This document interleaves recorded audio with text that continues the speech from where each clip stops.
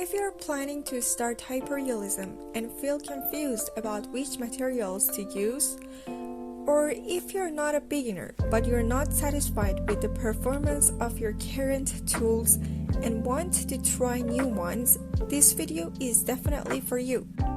This video is perfect for both those who work with graphite and those who use charcoal.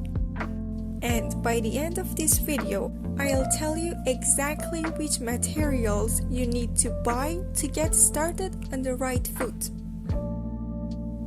Let's start by talking about paper. I personally use Fabriano paper for my drawings, and it's an excellent choice.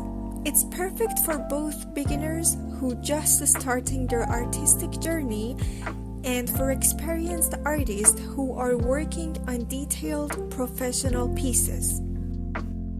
The texture is smooth enough for fine details, but it also has enough grip to hold multiple layers of graphite or charcoal.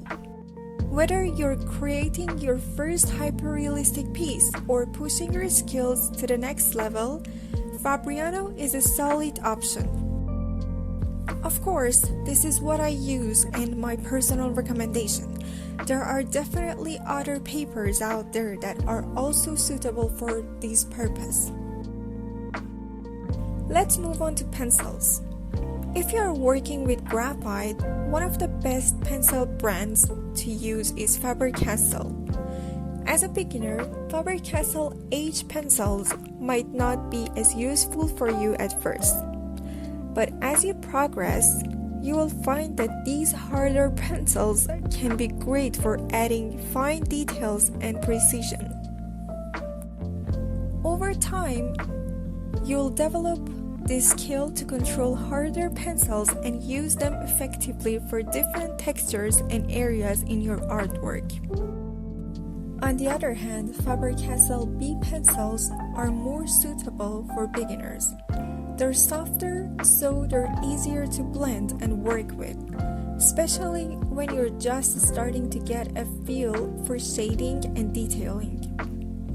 The B pencils allow for smoother strokes and are perfect for creating those rich dark areas that are key in hyperrealistic drawing. If you're working with charcoal, my recommendation is the Paris 3B charcoal pencil. It is great for achieving rich dark tones and fine details. Additionally, Maris charcoal pencil performs really well, offering a great balance of quality and performance. My recommendation would be first Paris pencils for their excellent quality and performance, and secondly, Maris pencils are a great option if you're looking for a reliable tool that delivers great results. You can also use white charcoal pencils, but as a beginner, it's not essential to have them right away. Once you've gained some experience and your skills have developed, you can consider adding a white charcoal pencil to your toolkit. Also, we'll need charcoal powder or graphite powder for some techniques. Alternatively, you can use compressed sticks instead of powder. Let's move on to the brushes for hyperrealistic drawing. If you're a complete beginner and just starting out, I recommend beginning with hard brushes. As a beginner, soft brushes can create a smudge very quickly, but hard brushes are easier to control. They give you more precision, allowing you to build up layers without the risk of overblending or making your work too messy. Once you get comfortable with the basics, you can gradually experiment with softer brushes for different effects. But if you're not a beginner, it's better to use a combination of both soft and hard brushes. This allows you to achieve a balance of fine details and smooth blending.